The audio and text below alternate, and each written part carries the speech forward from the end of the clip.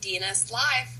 Tonight we are going to finish up our investigation series finally, so you guys can get kind of a break away from me chit-chatting all the time, right? I know you guys are getting bored.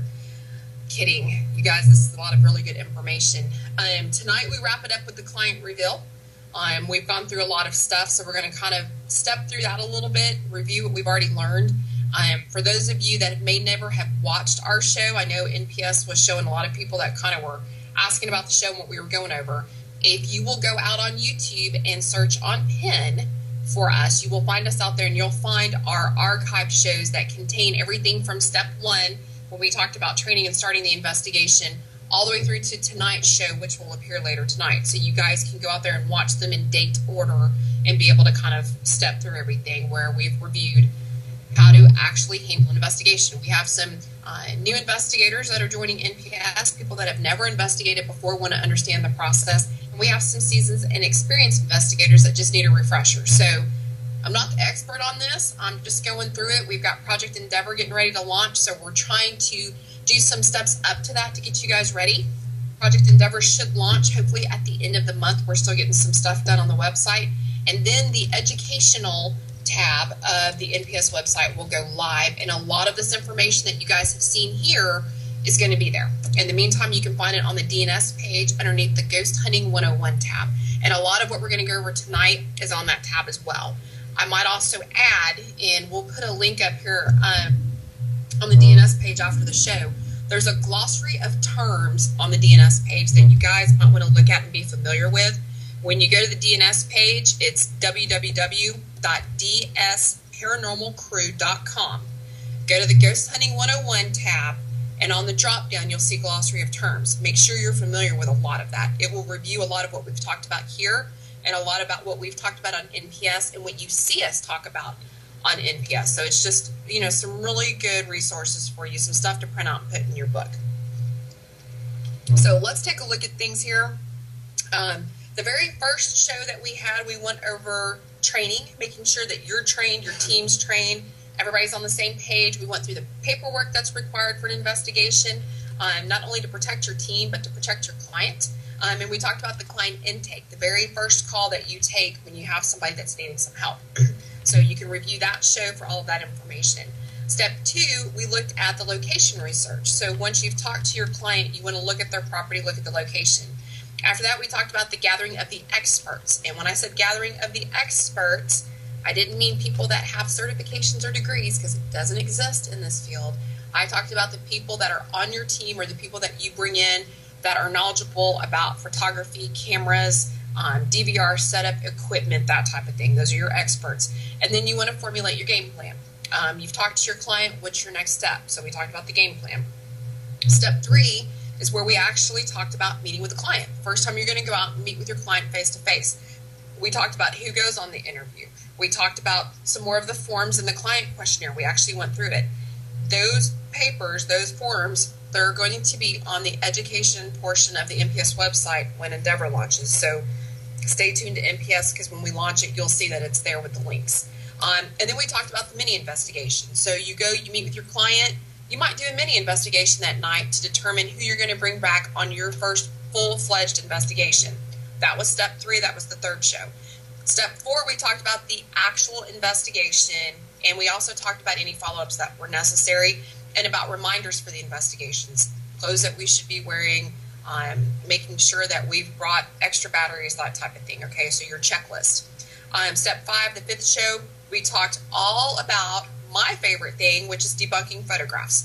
So we looked at a lot of information on the ASSAP website, a lot of things that they have tested and experimented with and that they have out there for you to look at. We also talked about going to the photography department tab of the NPS website and looking at the links and the information there. So we learned a lot in that show. If you want to learn what we're talking about on NPS when we're debunking photographs, take a look at that show, okay? And then we talked a little bit last week, actually, for the show. We talked about reviewing audio and visual evidence.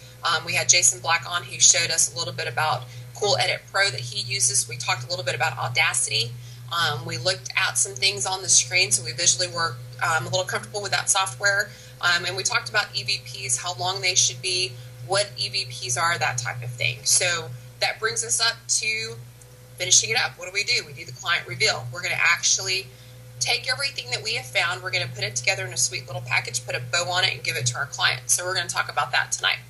I'm reading from notes. I apologize. It's been a crazy week for me. Otherwise, you guys would have been reading it with the slides, but you get to look at me instead. So anyway, the client reveal is where we get all of our findings organized. So you may have had 4 or 5 people that were with you for the investigation, for a follow-up investigation, that had recorders going, may have taken pictures, you may have had a DVR running. Everybody will go through their own pictures, their evidence, all of that. When they think that they have found something, they will bring that forward to the founder of the team.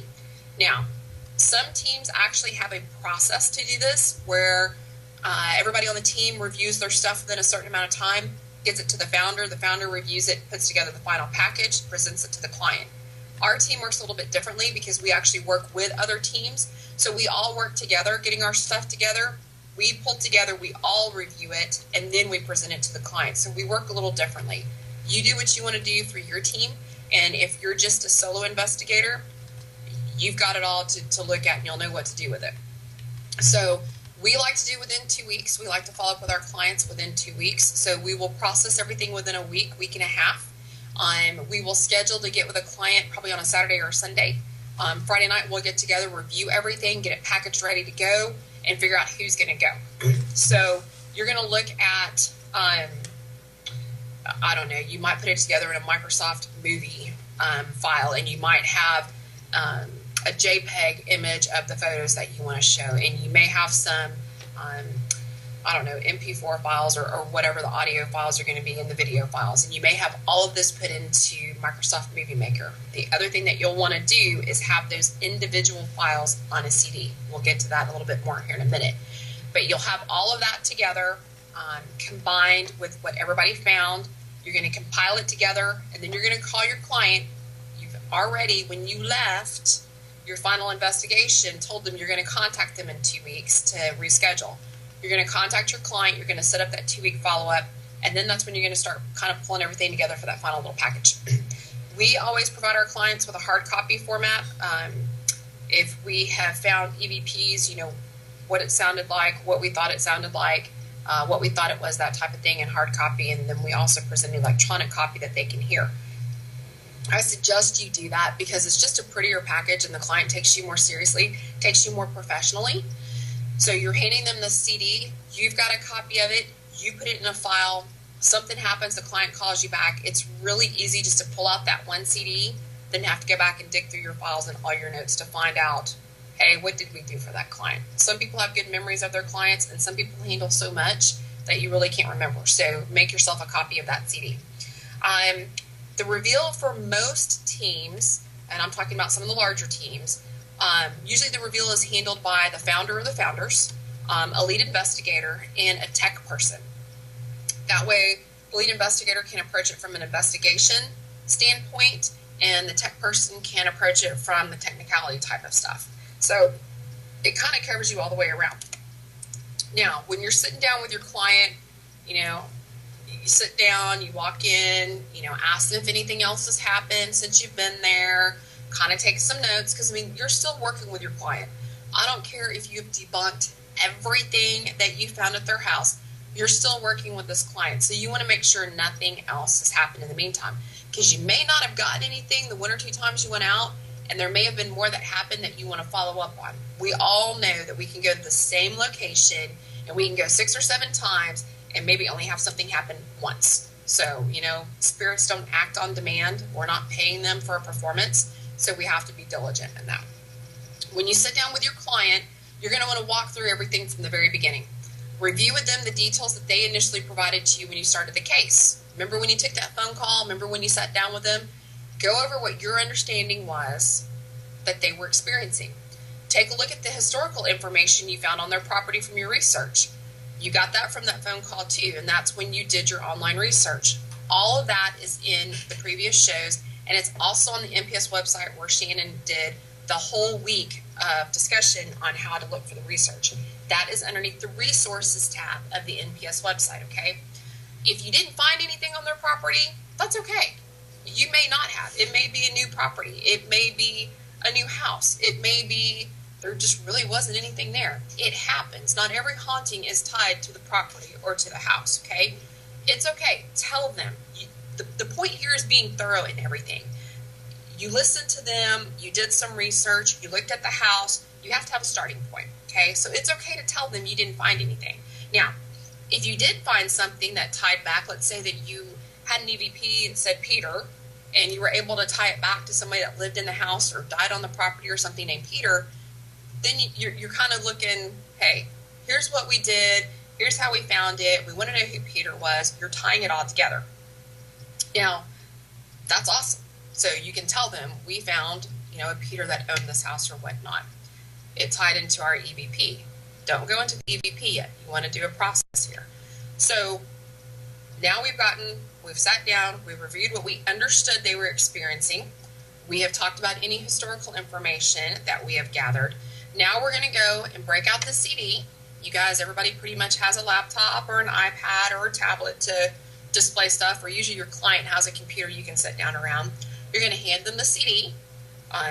Me being a marketing guru, you'd have your team logo on it and all that kind of fun stuff. It'd be really pretty. But you're going to hand them the CD. You're going to put it in the computer, and you're going to walk them through the process. So now you're going to say, the first night we came out and did a mini investigation, this is what we found. Show your photos, play your EVP. If you did video, show your video. If that's where you found something, okay? If it's an EVP, make sure that you've got it at a volume where it can be heard. A lot of times when we're hearing the files, it's real low. You want to make sure your client can hear that. So make sure when you're working with Microsoft Movie Maker that your audio levels are set right. Identify which room you're in. So this is when we came out for the first investigation, and this is when we were in the bedroom upstairs or the living room. Let them know exactly where it was. Be detailed. Show them the pictures. Explain to them, you know what, that really was a dust particle. That really was, pet hair. That really was, headlights that flashed in the window. Explain to them how you were able to debunk that picture. It's not a valid picture in our eyes because it's not evidence, but it's a valuable picture to them because it's showing them that you did your work and it's showing them how you debunked it. If they have questions about it, you can address it and explain to them how that happened. A lot of times people just get freaked out by the littlest things. And so for them to have an explanation and to see that you looked into it, that's really all they need to calm themselves down. Let them understand how you came to that conclusion. You might even say, hey, you know what? Let me show you some other examples. And you might pull up the NPS website, go to the photography tab, and say, see this chart of orbs, or see this, or see how this lens flare looks. You can show them, because what you're doing is you're giving them the tools that when they get freaked out by something they see, they can go online and they can research it for themselves. Okay? You're empowering them a little bit to take control over what's going on. Show them your video clips. Let them see where you were able to debunk stuff. You guys saw some of the footage last week that Jason showed you of our theater investigation upstairs in the balcony where they had been doing some construction. It was a building built in the 1800s. You saw orbs. Well, it was dust, and we were able to show you that. Show your client that. Let them see that. Put their fears at ease, okay? Let them see those video clips. Ask them, where you had questions, or ask them if they've got questions about it. Make it a true discussion about approaching how you were able to come to the conclusion that you did about those anomalies. Now, if you did catch something, then this is where you want to explain to them, hey, we had an apparition or a shadow figure, or we had something we couldn't explain. That's when you're going to go into the next step afterwards, and we'll talk about that here in a minute. Review the EVPs with them. Now, here's a big thing for EVPs. You're putting it in Microsoft Movie Maker. You're making one big file out of this because you're pretty much going to play it like a PowerPoint presentation for you guys that aren't familiar with it. Put your EVP in there 3 times. Pull it up into Movie Maker. Play it. Let them hear it. Then you're going to pull it up again. And on the second slide, you can go into Movie Maker and actually add text and add what you think you hear or what the team agreed on that they heard. Add that on the second clip. Third clip, play it again. Let your client hear it, see what you made it out to be, and play it again. So you want to have it on there 3 times. Remember, everything we do is in 3s. We take pictures in succession of 3s. we're going to play our EVPs back for our clients in threes, okay? Ask them the first time what they hear. Yeah, that's kind of what we heard too, or, you know, no, this is what we heard. Kind of talk about it, show it to them with the text, and then listen to it again. I'm reading through my notes here, so I pretty much covered everything there. So we're going to do, on the CD, we're going to do the pictures, then we're going to look at video, then we're going to look at EVP. The only reason why I do it that way is 99.9% of the time, those pictures are going to be debunked, okay? 99.9% of the time, the same thing's going to happen with video. So those are the two that you can easily debunk pretty quickly and have some references on the web to back that up. Your EVPs, on the other hand, to me, that's where you're going to start getting something that's a little bit more valid to talk to your client about. So you want to spend a little more time on those.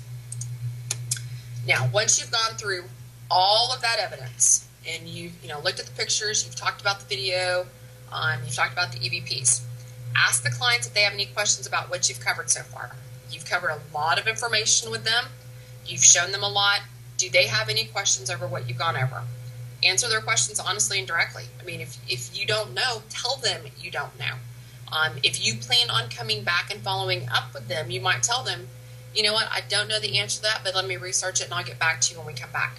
If you're not coming back, tell them you're going to get back to them and then email it to them or call them with it. But make sure you put your client's fears at ease. Guys, it's not just about the client, it's about you and how you look, because that client could refer you out to another family member that is too scared to reach out for help. It's all about being professional and doing the right thing. We care about other people. We want to make sure that they understand and their fears are put at ease. Answer them honestly and directly. If you can go online and show them, hey, this is why, this is how this works. You can go into a YouTube video and show them things, that type of thing. Sit down and take the time and do that with them, okay? Show them what dust looks like in a picture and how it looks in the video. You showed them in their house. They may not get that, so you may have to go on the web and show them some other things. There's lots of teams out there on YouTube that have examples of that kind of thing, so it's pretty easy to find out there. Make sure that your client is just fully engaged and feels like they're 100% part of this with you. It's their home. They're the ones that are experiencing it, so make sure they understand it and they get it. Trust, in this case, is everything. And it's going to be everything for your team. It's what's going to make or break you. It's what's going to make you a reputable, good, strong, professional team. Like I said, we don't have credentials and we don't have degrees in this field. The way that we get that is by respect and making sure that our clients know that we have done everything that we can for them and we've treated them like we should. It's a business, guys. I mean, we enjoy this as a hobby, but this is a business, so we need to treat it that way. Once you've gone through and you've reviewed all that and you've answered all the questions, you're going to let your client know what's your recommendation. What's the next step? So at this point, it could be, you know what, we were able to debunk everything. We've shown you that, that fan that's over there on that bookshelf is what was causing that noise or knocking this over. So you might want to move the fan or, just get used to it's going to make that noise. Maybe you need to do a follow-up investigation. Maybe there were some questions brought about during the review that, another investigation or two might help resolve. Or, maybe it's been pretty bad. I hate to say that. And you need to come out and cleanse and bless their home, okay? You've got some recommendations there, so talk them over with your client. Now. Sheri? Yes? Can I interject something real quick? Absolutely. Just from Kim and I's experience with our group, we actually ran across a house that had extremely high EMF, enough to the point to where it was affecting a small child. Please be sure if you find anomalous readings like that, especially if they're EMF related, do a little extra homework and make sure you have an environmental services company or an electrician that can come in and help, or at least have a suggestion. That way people will make some kind of action on it. Absolutely. Same thing with mold. Same thing if you find mold and they don't know about it, that kind of thing. They need to know how to get rid of it, because a lot of people don't. Yeah, well, and a lot of people are clueless about how it even started. And, when we get ready to launch Project Endeavor, you guys, and I don't know, if people have been on NPS for a while, you know what Project Endeavor is. We announced it on NPS Focus. We've talked about it a little bit. But for those of you that don't know, Project Endeavor is going to be a online resource database, for lack of better words. It's just a huge database. It's going to compile a lot of information. Teams and investigators can go out there and input your information. And we're going to ask for a lot of things, folks, a lot of things. And you may or may not be covering some of this stuff in your investigations. And that's why it's going to be so important to visit the education tab and print out the forms that we are putting together that go hand in hand with Endeavor, because you're going to be asked to do your baseline readings for EMF. You're going to be asked to be checking that throughout your investigation. You're going to be asked about mold, and you're going to be asked about hazards. You're going to be asked about all of that stuff, okay? Humidity, weather, moon phases, all that kind of stuff. So get in the habit now of looking for it, or at least print these forms out and start using them for your investigations, because you may run into something like Eric said. It may be just something that was high EMF that we need to get somebody out to look at. You as a team are responsible for educating your client and giving them resources. So you might start reaching out in your community or around where they are and seeing, like Eric said, is there an electrician that you would recommend to come out? Or do they have an electrician that already services their house? So you guys, a lot of this stuff, it's going to get real heavy. A lot of people are just hobby investigators, and that's great. I'm not knocking that. But we are responsible to the people that are in that house that we're trying to help out to give them every possible answer that we can. So you're going to have a lot. You guys think I showed y'all a lot of documentation during that show. You got a lot more coming. So the other thing to talk to kind of, and Eric, I'm kind of glad that you mentioned that, because that ties into my next piece. Let your client know that they're welcome to have a second opinion from another team. Why wouldn't you want another team to come out? Maybe you guys, we're kind of old school with our stuff, even though we have Paranology's equipment. We don't always break it out because we don't always think that we need to. But maybe you've got another team that they're a little bit better with. I don't know, maybe they've got more of a science background than you do, and they can come in and look at some other things. Offer that to your client. It's their choice if they want to have somebody else come out, okay? Let them do it. It's their home. They have the right to that. But if they decide, hey, we want to move forward with you, we're going to take your recommendations. Again, this is all written down because you're handing this all to your client. If they're going to take your recommendations and move forward, great. Let's talk about getting that set up. If we've debunked everything and there's nothing else to be done, you're not planning on coming back, set on your calendar a time within 3 to 6 months to follow back up with them. It's just good business sense, okay? If nothing's happening within 3 to 6 months, great, close your file. Good rule of thumb.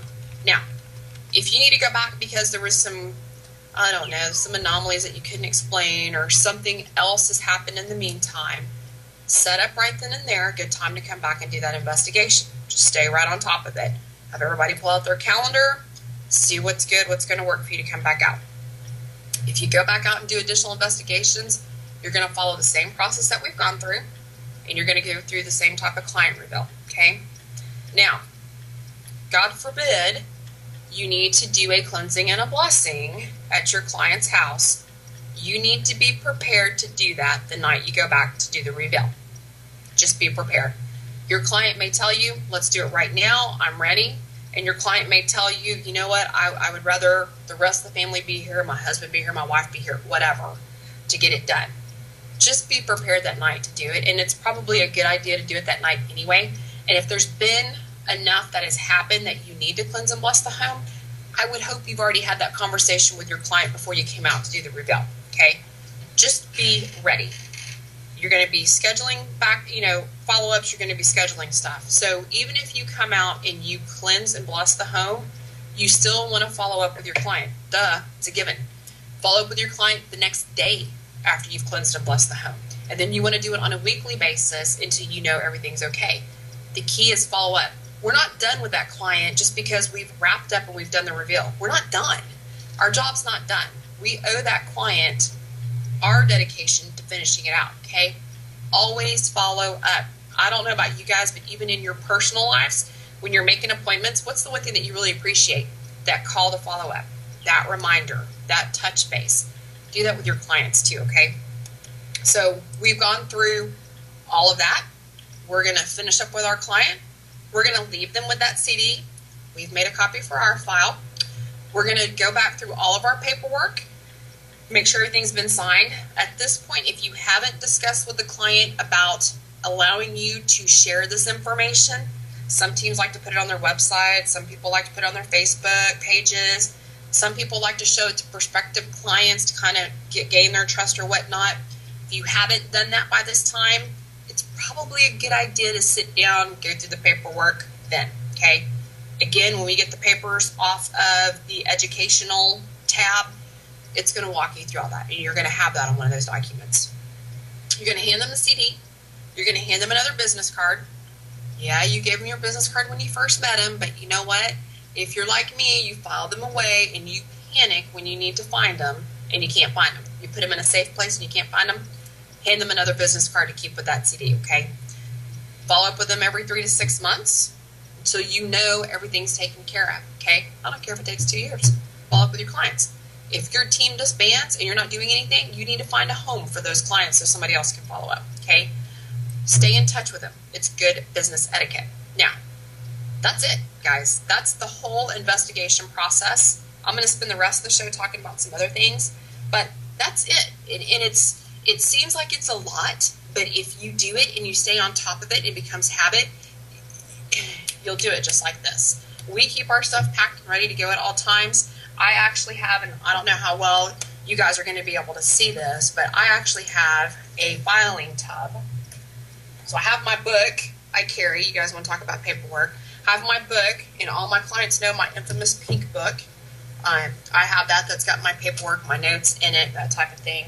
But then I've also got a little filing bin. It's got our business card on the top of it. But inside my filing bin, I have all my paperwork. Okay? Everything's organized in here. So when I go out to meet with a client, most of the time I have pre-made my client packet, and I make 2 folders. I make one folder for my client, that's all blanks, and all of those forms they have to sign, and then I have a second folder for me, that's my copy. So there's 2 copies of everything, so I leave one folder with my client that I've already signed, and then I have them sign my copy. Everybody's got something. I put a business card in my file, and for DNS, again, the marketing guru here, we also have a document that talks about the team that I will leave with my clients as well. So I'm prepared. Everything is in that box. I pick it up and go. If my client tells me that first night that I'm meeting with them that, I don't know, I've got permission to take photos and put it on my website, I can pull out that form right then and there and have them sign it. Be ready. Be prepared. Can't tell you enough to be prepared. You have your equipment bag ready. Why wouldn't you have your paperwork stuff ready? So, okay. So make sure you've got all that together. Other than that, that's it, guys. I mean, get yourself organized. You're going to go through your investigations. If you guys have anything else that you want to kind of recommend, I just realized I don't have the chat room open. Sorry, guys.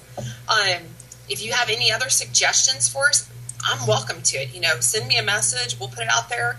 I'll definitely be looking at it when we're making the education tab.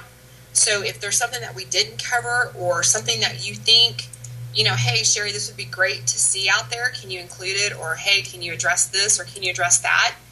Let me know. Give me a message and let me know. So I'm in the chat room now. My apologies, guys. It's been one of those crazy, crazy days. Let me know. Let me know if we need to add it. We talked a little bit about the high EMF and the mold with Eric reminding us about that. That stuff's going to be included with the education document, so you'll have that. So now, Shannon, we probably do need to do a show on EMF. I know that's your thing. Remind me about that, Shannon. We'll talk about it. Maybe we can do that on a DNS Live episode. I'm not sure where we would fit it in for focus, but we could do it on a DNS Live episode and share it. So let's talk about some little tricks of the trade for the next 30 minutes or so.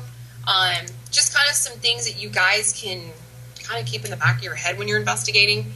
These are things that I found that are kind of cool or just little, I don't know, old school type things. When you're investigating, let's say that you have placed a ball in the middle of the floor and you want to measure if it's moved or not. We've talked about maybe making a circle around it or putting it in a certain area so you can see where it is. One thing that you need to keep in mind, and you might measure it, I meant to measure it before the show to tell you exactly, but you can take a dollar bill. Everybody's got a dollar bill on them, right? You can use that for a tape measure. So you can actually lay out, hey, the ball moved a full dollar bill shape or whatever. You can use a dollar bill for your tape measure, or just keep a tape measure in your bag. Okay, so that's something real small. The dollar store sells those little bitty plastic rulers. Right now it's back to school time. Go get you a couple of rulers, okay, so you can measure that out. Rulers, dollar store. Trigger objects. What kind of trigger objects might you want to bring on an investigation? Well, clients talked about hearing children. Why not some toys? Why not some balls? Why not some balloons? Bring out some tools. Kind of listen to your client and bring out, thank you, stud. Dollar bill's exactly 6 inches. There you go. Bring out these trigger objects. If you know that the house was built, like the theater we were doing, we know it was built in the 1800s. Well, if we had something with kids back then, we might research the toys and bring out some jacks. We might bring out, dominoes, something like that. So think about that. Trigger objects that can have you interact with a spirit are awesome, okay? So think about that. I carry in our case, a little drawstring bag. Jason's actually seen it because we had it out in the cemetery, but it's a ball that lights up when it moves. And it's one of those curious type things. Paisley likes to play with them, that you bounce them up and down and they light up. So I have some of those. I have a doll. I have a teddy bear. I have dominoes. I have cards. I have all that kind of stuff. So keep it for a trigger object. Shannon says they have an antique set of manacles that they take to old jails. So, if you guys are going to go to these places, and you know where else is a great place to look for trigger objects, y'all are going to laugh. I love the pawn shop. Laugh all you want to, but when I'm getting my useful equipment and trigger objects cheap, you can just go suck it, okay? Go to the pawn shop. They had there, and I wish we'd had the money at the time to get it, they had an old camera. One of the old, Browning. Huh? Browning. No, they were the, Stare down on the top kind of, their Browning was a brand name. I don't know if it was a Browning or not, but it was the one that looked like the accordion. Yeah. And I just was studying about them today. This is so bad. But I thought, oh my God, if we had the money to buy it, I would so get that for a trigger object. You guys, you're going to the pawn shop already to look for your cameras and your video recorders and, your stuff like that. Go look and see what they got for trigger objects. Oh my God, talk about cheap. I can't tell you how much stuff I've seen in there that's cheap. So definitely. Jason's talking about he's gotten a response with a flask of whiskey. You guys, I love my vodka, and I will travel with an empty vodka bottle, because you never know. Put some water in it. The spirit doesn't know, right? They're not going to drink it. But anyway, know where you're going, and have a trigger object. Don't just sit there in the dark like a bump on a log. Bring something with you, okay? Something else, and people laugh when I talk about this. I did a presentation talking about old school techniques, and I talked about this technique, and you guys can laugh all you want to, but you're going to try it, and it might just work for you, and then you're going to come back and tell me I went crazy. But you can take a black trash bag, cut it up, leave it like it is, go get a carpenter's throw. It has to be dark, okay? Get a carpenter's throw and put that down, and you can use baby powder or flour on that. If your client's hearing footsteps, put that down and see if you get some footsteps. The other thing, and you guys are going to laugh, we talk about bringing snacks, right? Because we don't want the ugly, grumbly demon coming up on the EVP. But go to the dollar store and get you some of them cheap, nasty potato chips, you know what I'm talking about, and put them out. And guess what? When you hear something that's going to crunch, it's got an audio alarm, right? Old school. You guys don't have to spend a lot of money on stuff, okay? We love our cool gadgets, but what's wrong with old school stuff? Just make sure you put it on a cloth, a drop cloth, a trash bag. We like to use trash bags because we just roll it up and throw it in the trash. But come on, guys. We got household stuff we can use. Flashlights. Everybody should have one. And there's been some kind of debate back and forth as to whether or not the flashlight trick works. I don't know if it does or not. I've gotten responses with it. I don't know if it really is something valuable or not. So that's something else to kind of toy with. That's an experiment to think about. It can be turned on by vibrations of an air conditioning unit. It can be turned on by a thumb. Kind of play with it and see. It's something different to use, right? Let's see. I'm looking at what you guys are doing. The two best responses of questions that have been asked have to do with food and sex. You know what? Food and sex has been around for a long time. We talked about, I'm going to get off track for a minute here. We talked about Pompeii this week, one of the ancient mysteries. I did that on Monday. And one of the things that I kind of mentioned it today on the thread that I didn't include was, sex is rampant. Men have always visited brothels. Women have always offered it. It's just everyday part of life, right? Well, in Pompeii, they actually had stones that had arrows on them shaped like male genitalia that would point to the brothel, okay? So think about that. If I was to go on an investigation at Pompeii, I might want to bring something like that out, okay? When you're doing your research of a location, think about those kind of things. If they're Indian, if that's smoke. Yeah, they're talking about Native American type of sacrifices. I mean, be thinking about where you are and what your location had. What kind of richness does it hold for you to bring these trigger objects, okay? What else do I have? So let's talk about, and some people, we talked about this on NPS, I think it was either this week or last week. Somebody made a comment about dowsing rods. Do you use dowsing rods? Some people believe in them, some people don't. Now, my team, if you guys know, Zach's the dowsing rod expert. We haven't had any issues with it, even being around water. We haven't had any issues with them giving a false reading. We've always had them right on. Now, the other thing that we do in conjunction with that, and you guys know my love for pendulums, is I will bring my pendulum out. And sometimes, like, I can't work rods, they don't like me. Deegan's getting a little bit better with them, they just don't like me. I bring out a pendulum. So we'll have Zach on the dowsing rods, and I'll be on the pendulum. And we'll ask the same questions and see what kind of responses we get. So that's something else to think about. Now, if you don't want to spend the money on a pendulum and you want to make your own, if you wear a necklace, you can use your necklace for a pendulum. You can tie a penny onto something. You can use a set of car keys. I mean, anything that will dangle, you can make a pendulum out of. Now, it's nice to be able to have, and it's my preference, a crystal or a stone for your pendulum. You don't have to have it. Think what you've got on you. Untie your shoelaces and run your shoelace through your car key. I don't know. Be creative and use something. You guys, what other kind of trigger objects can you think about? Those were the ones that I kind of listed this afternoon when I was getting ready for the show. Are there any others that you guys in the chat room can, think of that you might want to use? Jewelry's a good one. You guys, little girls, I'm going to probably die when Paisley gets older because she's going to be in all my jewelry. Little girls love jewelry. If your client's talking about hearing a little girl, why not bring some jewelry? You can get toy jewelry at the dollar store. I'm telling you, the dollar store and the pawn shop. Y'all are probably laughing at me thinking I'm crazy, but they are the best places to find stuff. We have a Dollar Tree here. I don't know if everybody has a Dollar Tree, but literally everything is $1, and they carry everything. So if I hear that my client's experiencing a certain amount of stuff, I may go over to the Dollar Tree and be like, what, they said they hear kids, so I might want to get some jacks because their house was built in the fill in the blank here. Or I might want to go, they said it was a woman, so maybe I want to bring out a perfume bottle. Maybe I want to bring something else out. Oh, it was a man. They said they heard tools. I might want to bring out some tools. You guys, you can get a set of cheap tools at the Dollar Tree to keep in your trigger object bag.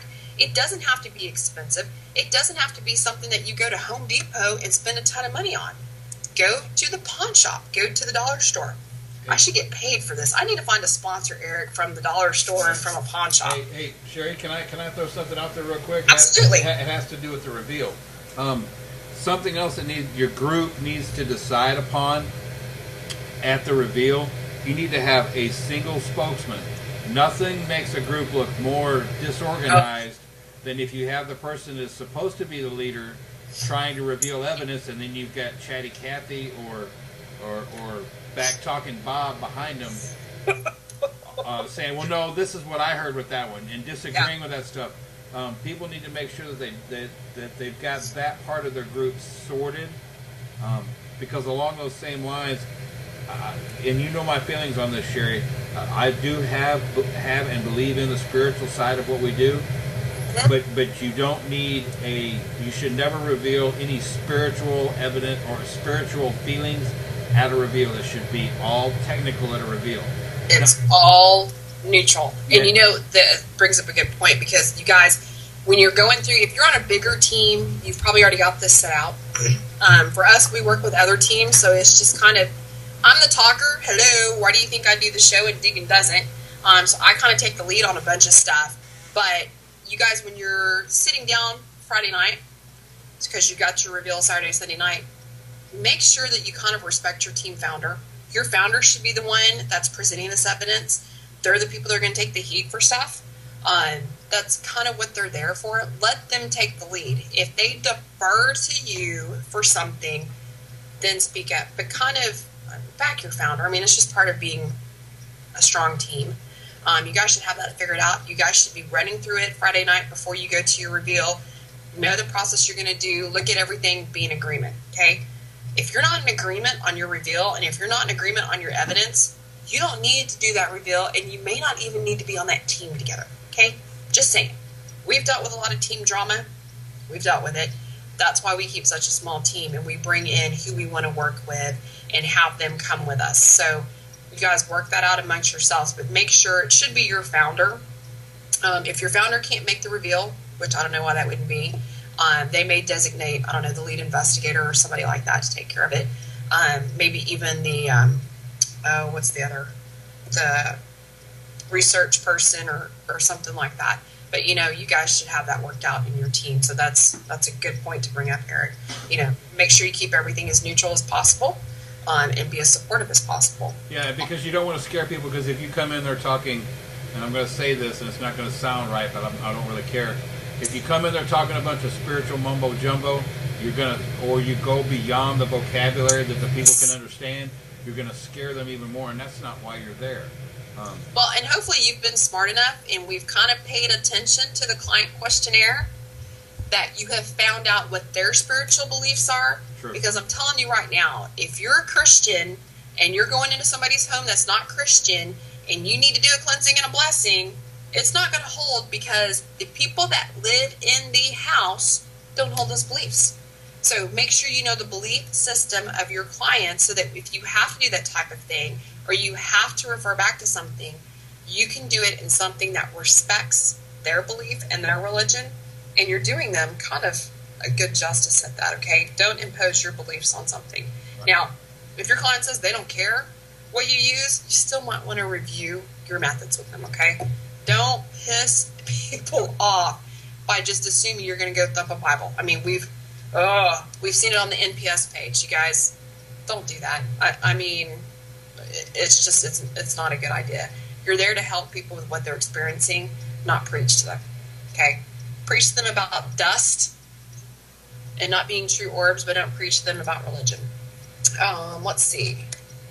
Shani is talking about, I collect antique medical equipment, so we take Civil War medical stuff places related to the War of Northern Aggression. Hey, that's an awesome idea. If you guys are hunting around on war sites and war fields in areas like that, why wouldn't you take something like that? We had the best investigation ever at Fort Richardson when my boys dressed up as soldiers, and they had their little airsoft guns, and they went out there, and we were in the barracks, and we had most of the team inside pretend like they were sleeping soldiers, and we were filming it, and we had the boys rush in and rush back out, and man, the energy in that building picked up. So, you know, we talk about reenactments. It's the same thing with your trigger objects. So, I mean, it's just be creative. You know, you want to try to get some evidence. You want to try to be relatable. Be creative with that kind of stuff. Now, over the next couple of weeks, we're going to be done with this whole presentation type stuff. I told you guys I was changing the format of DNS Live, so we're no longer going to be doing guest appearances. We might do some every now and then if it's a subject that we really want to cover, or if it ties into something that we may have experienced at, I don't know, at a different location or an investigation, or like I was getting with Shannon about EMF stuff. So we might do that type of thing. But for the most part, I'm not going to be doing guest interviews anymore.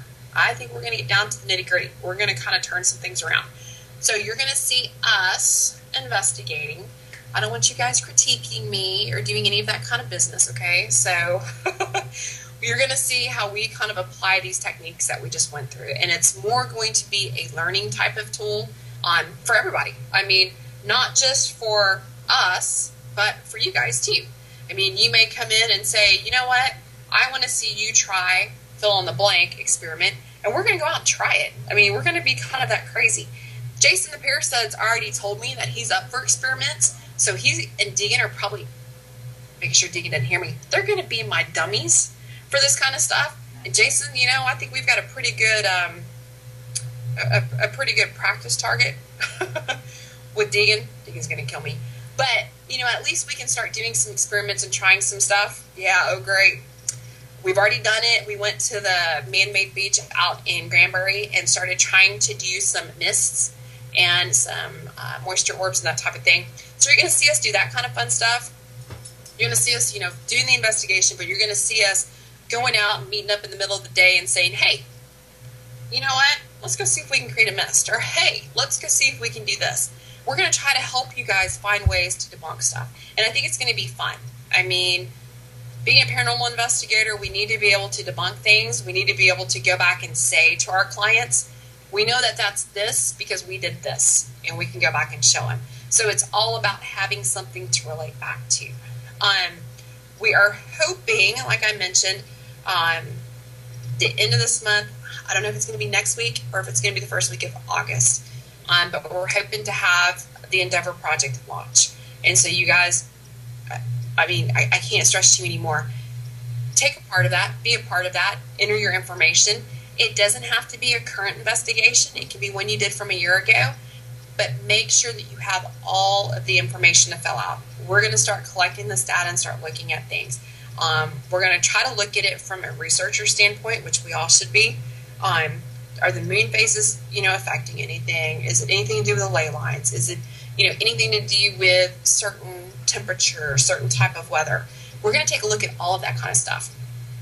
And we're hoping maybe within the first year, we might have some stuff to start processing some reports, but we can't do any of that if we don't have input from everybody. So make sure that you're out there, you're collecting the right information and putting it in. Endeavor is going to be a huge thing. It's been a lot of work for all of your NPS reps. So, you know, when you guys see us on the page and we're kind of visiting with you guys, you need to remember there's 30 of us total right now. We're adding a few more, but we are working on building that NPS website, and we're working on building Endeavor and making it something that's going to be awesome. So when we're on the page visiting with you and we're asking for ideas, like right now we're doing the members challenge. I hope you guys are entering into that. Where you're educating us. It's been really cool this week. You know, when you're interacting with us, remember that we're kind of looking at what you're posting and what you're sharing and what you're asking, and we're taking that and going to the NPS website and looking at where can we offer that? Why don't we have that up yet? And we're putting it there. Just like, I mean, there's been a lot of conversation, and you guys in the chat room know, there's been a lot of conversations about Ouija boards the last couple of days. We have a new rep that's actually going to start writing something about that. He's been doing some research, and I'm going to work with him on getting that up and going, and you'll see that going up on the website. We've been talking a lot about, you know, pictures and stuff, and so we're going to have some more. There's a lot there. I know, I'm sick of them too. There's a lot of information already out there, but we're going to add to it. I was working today on a special photography project that Candy assigned to the photo team of different cameras. So now we're going to go back. You know, everybody thinks that they can catch an orb, and we've seen the little Sony CyberShot picture of where Sony's actually addressed these white orbs, these white circles, I think they call them. So we know it's something to do with digital photography. So let's go back and let's look at the very first camera. And you guys are going to be surprised at some of the stuff that I found and how they used to take photographs. And some of the things that we did, I don't know, back in the 80s, we were using film. We weren't doing digital yet. So on film, it was completely different. But you're going to start to see and understand how a camera works. So when we're talking about the lens flare and the refraction that's inside, that happens inside the camera, you're going to start to understand how that camera works so that you, as an investigator or as a hobby investigator, can take better pictures. We're going to kind of teach you photography without being photography experts, if that makes any sense. But we do have a lot coming up. NPS Focus, tonight is going to be a rerun, but we're going to start getting NPS Focus up and going. That's going to match the discussion weeks. We've talked about that a little bit too. We're wrapping up Ancient Mysteries, Shannon's department this month. I need to look and see what our next subject is. I don't know if anybody has it in the chat room, but we're going to take a department a month, and talk about it. And so the first week on Focus, you're going to talk to the department chair. So if you guys kind of want to know ahead of time who's going to be on what, send me a PM or, find me on the MPS page and I'll tell you, because if you have specific questions to a specific department, we can address them that way. And the department head for that department can address it as well. So between DNS Live, which has kind of become an MPS support show, I don't know, I'm kind of a big supporter of MPS, go figure, and MPS Focus, we're going to start trying to tie in a little bit more to the community and tie in more to supporting theories and thoughts and that type of thing. DNS Live will probably stay more of a ghost and hauntings type of show. That's what I do. I don't know if anybody's going to get me out Bigfoot hunting from the cryptid department, but for the most part, we'll stay ghost and hauntings. NPS Focus is going to cover everything underneath the paranormal umbrella. Okay, so that's really going to be the difference between the two. If you want something that's going to be a little more detailed and explained, we're going to do that on DNS Live when it comes to ghost and hauntings. Now, if it's going to be anything else, we're going to do that over on NPS Focus. Shannon, who is my alternate assistant director, she was just named here in the last couple of weeks, so you guys make sure you bug her on the page, is saying that her Timeless Tuesday archives have great articles about fake and ghost photos on plates during the Victorian times. So you guys, there's a lot of information out there if you look for it. Shannon's really good about Tuesdays posting her article, and you can find them also on her page, and I'll let her give you that link and that type of thing. Okay, cryptozoology is next. Ooh, that's going to be fun. I'm interested in cryptids, but I don't think I want to be active in that. So we'll be doing that a lot on NPS Focus. So if you guys want to talk about cryptids, next month's going to be the month to do that, the month of August. We got a few minutes left here. Anybody in the chat room, have I forgotten anything? Well, hey, just real quick, everybody can tune in tomorrow night on Pima TV at 9 p.m. Eastern. They can come in and watch. We're going to, speaking of cryptids, we're going to be talking with Mr. Jody Cook. Nice. Who is I don't want to say the master cryptid hunter, but he's been doing it for a long, long time. He's author of about 6 books. You know what? He needs to get with our cryptid department. We've been trying to build up that cryptid area a little bit, and Ted's doing a great job. He's got a little team for him to help him with that. But I really would like to see cryptids grow a little bit more. It's nice to get on NPS and talk about ghosts and hauntings because that's kind of my thing. But I also like talking about aliens and UFOs and cryptids and everything else that's out there. So, the more information that we can get on these areas, the better. So let's definitely get that added on there. All right, so we've got that show tomorrow night. You guys in the chat room, am I forgetting anything? NPS, the only thing that I really want to bring up, guys, today's Thursday. You have Friday and Saturday to get your member challenge submissions in.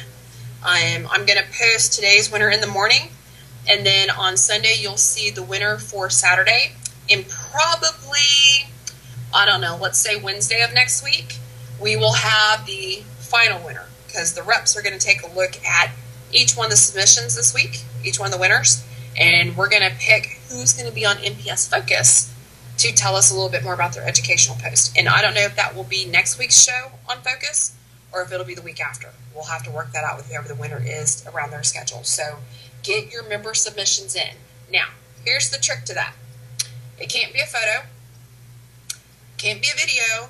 I don't want to see that. I want to see that you put some effort into it and you've educated me on it. So I want it to be in text. You can push me out to a link like I did this week with Pompeii and Bermuda Triangle and Amelia Earhart. You can push me to a link at the History Channel to learn a little bit more. But I don't want it just to be that you're pushing me to a link. I want you to teach me something, and I want you to teach the other reps something. So make sure it's good and solid. You can have 1 entry per day, and then we are counting votes by the number of likes per entry. So get your friends to come out there and vote for your post if you want to be on NPS Focus and be the winner. So that's really it we've got going on for NPS right now. Yes, and it doesn't have to be about ghosts. I am still waiting for somebody to post about, I don't know, an alien or UFO, an ancient mystery, a cryptid, demonology, the occult. Guys, there's so much out there. Teach us. kind of, help us get stuff going. What if it's ghost Bigfoots from outer space? Would that fall underneath cryptids or aliens? Something to think about. Let's go ahead and say thanks to our sponsors, you guys. Next week, it's going to be crazy on DNS. Oh, thank you, David. First time you've watched. See, a lot of people haven't heard about DNS Live. You guys are going to have a lot of fun. We are going to start off next week. You guys can laugh at me. You guys can do whatever you want when we're investigating. I'm a big girl. I can take it. But, just don't come out here and start trying to jack with my investigations, okay? So, let's say thanks to our sponsors, and I'm going to sign off. You guys can watch a repeat of NPS Focus, and, we'll see you over on NPS. So, a huge thank you to Paranologies. Jeremy over there. God, I've got to get a new TriCam, guys. I've got to get one if we're going to be doing these investigations and filming. We want to say a huge thank you to Scott Frederick. You guys might have seen me share some of his pictures on my personal page this week. I'm trying to get him back to doing some more Urbex stuff for us. I don't know if he will or not. He's kind of pulling up some old pictures and kind of doing some fun stuff with him, so maybe we'll get some new pictures. You guys will see more of that as we start launching Endeavor. The marketing graphics will be Scott's pictures. So thank you so much, Scott, for being so supportive. I actually found Scott just doing a search on the internet, and we got to be really good friends, so I've really appreciated that. We want to give a huge shout out to Blessed Bee, your one-stop occult shop online. You guys go over there and check everything out. We were talking about pendulums. If you want a pendulum with a crystal, that's the best place to go. And I want to say a huge, huge thank you to probably our newest sponsor of the four, Front Range Ghost Shop. If you guys need any kind of equipment or something like that, go check out Arthur and the gang over there at the Front Range Ghost Shop. Next week, again, we're going to be doing some fun live stuff. Jason, we got a lot of work to do this weekend. You guys are going to see what we're doing this weekend. Matter of fact, let me mention that again for you guys that are local. We are joining up with TextPart investigators up in McKinney, Texas for a dinner and ghost walk on Saturday night, starting at 6:30, Jason. So 6:30.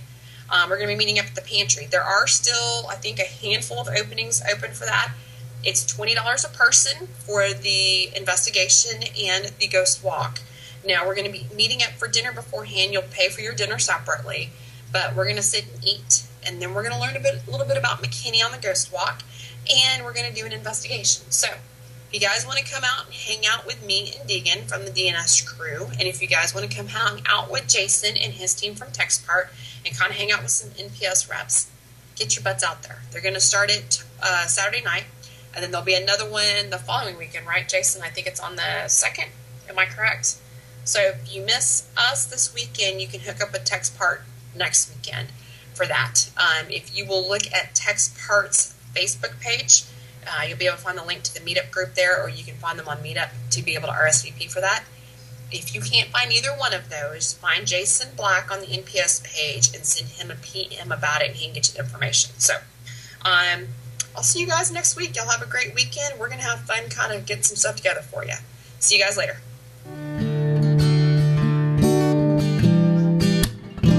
Have somebody that's needing some help. So you can review that show for all of that information. Step 2, we looked at the location research. So once you've talked to your client, you want to look at their property, look at the location.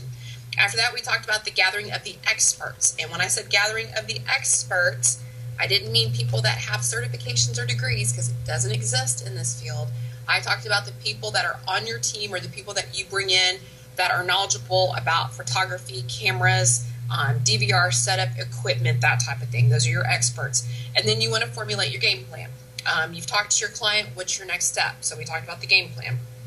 Step 3 is where we actually talked about meeting with the client. First time you're going to go out and meet with your client face to face. We talked about who goes on the interview. We talked about some more of the forms in the client questionnaire. We actually went through it. Those papers, those forms, they're going to be on the education portion of the NPS website when Endeavor launches. So stay tuned to NPS, because when we launch it, you'll see that it's there with the links. And then we talked about the mini investigation. So you go, you meet with your client. You might do a mini investigation that night to determine who you're going to bring back on your first full-fledged investigation. That was step 3. That was the 3rd show. Step 4, we talked about the actual investigation, and we also talked about any follow-ups that were necessary and about reminders for the investigations, clothes that we should be wearing, making sure that we've brought extra batteries, that type of thing. Okay, so your checklist. Step 5, the 5th show, we talked all about my favorite thing, which is debunking photographs. So we looked at a lot of information on the ASSAP website, a lot of things that they have tested and experimented with and that they have out there for you to look at. We also talked about going to the photography department tab of the NPS website and looking at the links and the information there. So we learned a lot in that show.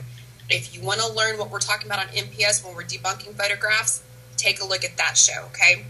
We'll go out on YouTube and search on PIN for us. You will find us out there, and you'll find our archived shows that contain everything from step 1, when we talked about training and starting the investigation, all the way through to tonight's show, which will appear later tonight. So you guys can go out there and watch them in date order and be able to kind of step through everything where we've reviewed how to actually handle an investigation. We have some new investigators that are joining NPS, people that have never investigated before, want to understand the process. And we have some seasoned and experienced investigators that just need a refresher. So I'm not the expert on this. I'm just going through it. We've got Project Endeavor getting ready to launch, so we're trying to do some steps up to that to get you guys ready. Project Endeavor should launch hopefully at the end of the month. We're still getting some stuff done on the website. And then the educational tab of the NPS website will go live, and a lot of this information that you guys have seen here is going to be there. In the meantime, you can find it on the DNS page underneath the Ghost Hunting 101 tab, and a lot of what we're going to go over tonight is on that tab as well. I might also add, and we'll put a link up here on the DNS page after the show, there's a glossary of terms on the DNS page that you guys might want to look at and be familiar with. When you go to the DNS page, it's www.dsparanormalcrew.com. Go to the Ghost Hunting 101 tab, and on the drop down, you'll see glossary of terms. Make sure you're familiar with a lot of that. It will review a lot of what we've talked about here and a lot about what we've talked about on NPS and what you see us talk about on NPS. So it's just, you know, some really good resources for you, some stuff to print out and put in your book. So let's take a look at things here. The very first show that we had, we went over training, making sure that you're trained, your team's trained, everybody's on the same page. We went through the paperwork that's required for an investigation, not only to protect your team, but to protect your client. And we talked about the client intake, the very first call that you take when you. And then we talked a little bit last week, actually, for the show. We talked about reviewing audio and visual evidence. We had Jason Black on, who showed us a little bit about Cool Edit Pro that he uses. We talked a little bit about Audacity. We looked at some things on the screen, so we visually were a little comfortable with that software. And we talked about EVPs, how long they should be, what EVPs are, that type of thing. So that brings us up to finishing it up. What do? We do the client reveal. We're going to actually take everything that we have found. We're going to put it together in a sweet little package, put a bow on it, and give it to our client. So we're going to talk about that tonight. I'm reading from notes. I apologize. It's been a crazy week for me. Otherwise, you guys would have been reading it with the slides, but you get to look at me instead. So anyway, the client reveal is where we get all of our findings organized. So you may have had 4 or 5 people that were with you for the investigation, for a follow-up investigation, that had recorders going, may have taken pictures, you may have had a DVR running. Everybody will go through their own pictures, their evidence, all of that. When they think that they have found something, they will bring that forward to the founder of the team. Now, some teams actually have a process to do this where everybody on the team reviews their stuff within a certain amount of time, gets it to the founder reviews it, puts together the final package, presents it to the client. Our team works a little bit differently because we actually work with other teams. So we all work together, getting our stuff together. We pull together, we all review it, and then we present it to the client. So we work a little differently. You do what you want to do for your team, and if you're just a solo investigator, you've got it all to look at, and you'll know what to do with it. So we like to do within 2 weeks. We like to follow up with our clients within 2 weeks. So we will process everything within a week, week and a half. We will schedule to get with a client probably on a Saturday or a Sunday. Friday night, we'll get together, review everything, get it packaged, ready to go, and figure out who's going to go. So you're going to look at, I don't know, you might put it together in a Microsoft movie file, and you might have a JPEG image of the photos that you want to show, and you may have some I don't know, MP4 files or whatever the audio files are going to be in the video files. And you may have all of this put into Microsoft Movie Maker. The other thing that you'll want to do is have those individual files on a CD. We'll get to that a little bit more here in a minute. But you'll have all of that together, combined with what everybody found. You're going to compile it together, and then you're going to call your client. You've already, when you left your final investigation, told them you're going to contact them in 2 weeks to reschedule. You're going to contact your client, you're going to set up that 2-week follow-up, and then that's when you're going to start kind of pulling everything together for that final little package. We always provide our clients with a hard copy format. If we have found EVPs, you know, what it sounded like, what we thought it sounded like, what we thought it was, that type of thing in hard copy, and then we also present an electronic copy that they can hear. I suggest you do that because it's just a prettier package and the client takes you more seriously, takes you more professionally. So you're handing them the CD, you've got a copy of it, you put it in a file, something happens, the client calls you back. It's really easy just to pull out that one CD, then have to go back and dig through your files and all your notes to find out, hey, what did we do for that client? Some people have good memories of their clients and some people handle so much that you really can't remember. So make yourself a copy of that CD. The reveal for most teams, and I'm talking about some of the larger teams, usually the reveal is handled by the founder or the founders, a lead investigator, and a tech person. That way, the lead investigator can approach it from an investigation standpoint, and the tech person can approach it from the technicality type of stuff. So it kind of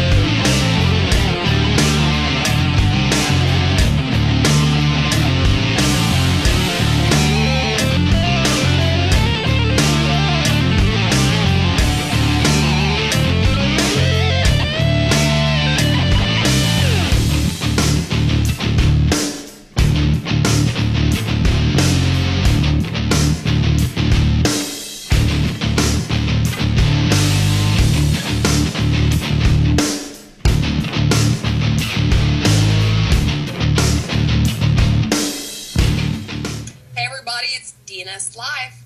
Tonight we are going to finish up our investigation series finally, so you guys can get kind of a break away from me chit-chatting all the time, right? I know you guys are getting bored. Kidding. You guys, this is a lot of really good information. Tonight we wrap it up with the client reveal. We've gone through a lot of stuff, so we're going to kind of step through that a little bit, review what we've already learned. For those of you that may never have watched our show, I know NPS was showing a lot of people that kind of were asking about the show and what we were going over. If you